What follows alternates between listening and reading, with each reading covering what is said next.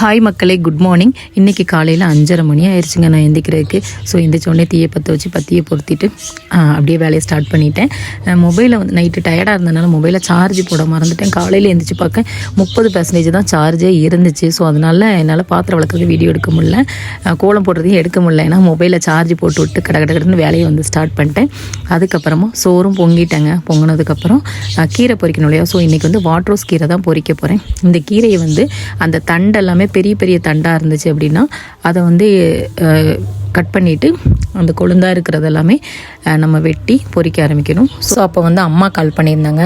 அம்மா கால் பண்ணி வீடியோ எடுக்கிறியா, கரெக்டாக போஸ்ட் பண்ணுறியா, விடாத, நீ கண்டினியூஸாக வீடியோ போடு அப்படின்னு சொன்னாங்க. எங்கள் அம்மா வந்து எங்களுக்கு மிகப்பெரிய ஒரு சப்போர்ட்டுங்க. ஏன்னா எங்கள் வீட்டில் நாங்கள் 3 பேருமே பொம்பளை பிள்ளைங்க தான். எங்களுக்கு அண்ணன் தம்பிலாம் கிடையாது. எங்கள் அப்பாவும் ரீசெண்டாக 2 வருஷத்துக்கு முன்னாடி தான் இறந்தாங்க. ஸோ எங்கள் அம்மா வந்து எங்களுக்கு ரொம்ப சப்போர்ட்டாக இருப்பாங்க. பொம்பளை பிள்ளைங்க அப்படின்னு எங்களை வந்து வளர்க்கலாம், ஆம்பளை பையன் மாதிரி ரொம்ப தைரியமாக வளர்த்தாங்க. அதே மாதிரி தான் என் ஹஸ்பண்டும் எனக்கு அவ்வளோ ஒரு சப்போர்ட். என் ஃபேமிலி மொத்தமுமே எனக்கு வந்து சப்போர்ட்டுங்க. இப்போ வந்து வாட்ரோஸ் கீரை வெட்டியாச்சு.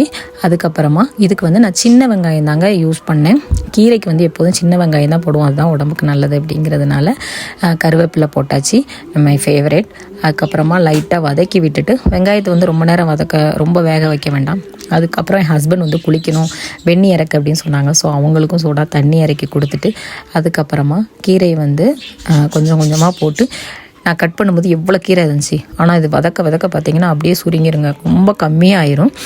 இந்த கீரை வந்து கொஞ்சம் டேஸ்ட் வந்து கொஞ்சம் கம்மியாக தான் இருக்கும், லைட்டாக துவர்ப்பு மாதிரி இருக்கும். ஆனால் உடம்புக்கு ரொம்பவே நல்லதுங்க. நமக்கு இந்த சரியாக நீர் போகாமல், யூரின் போகாமல், இந்த கை கால்லாம் வீங்கி இருக்கும் பார்த்திங்களா, வீக்கம் இருக்கிறவங்களுக்கு இந்த கீரை சாப்பிட்டா ஒரே நாளில் சரியாயிருங்க. அந்த அளவுக்கு ஒரு மெடிசன், ஒரு மருத்துவ குணம் உள்ள ஒரு கீரை அப்படின்னா அது இந்த கீரை தான். ஸோ அப்படியே வெந்நி பானையில் தண்ணி பிடிச்சி போட்டேன், நானும் குளிச்சுட்டு கிளம்பணும் அப்படிங்கிறதுக்காக. அதுக்கப்புறமா அதில் லைட்டாக கல்லுப்பு, குழம்புக்கு சோறுக்கு இதுக்கு எல்லாமே நான் கல்லுப்பு தான் மோஸ்ட்டாக யூஸ் பண்ணுவேன். இப்போ தேங்காய், சீரகம், காஞ்ச வத்தல் இதெல்லாம் லைட்டாக மிக்சியில் குறன்னு போட்டு அரைச்சிட்டு கீரையில் போட்டு கீரை ரெடி ஆயிடுச்சு.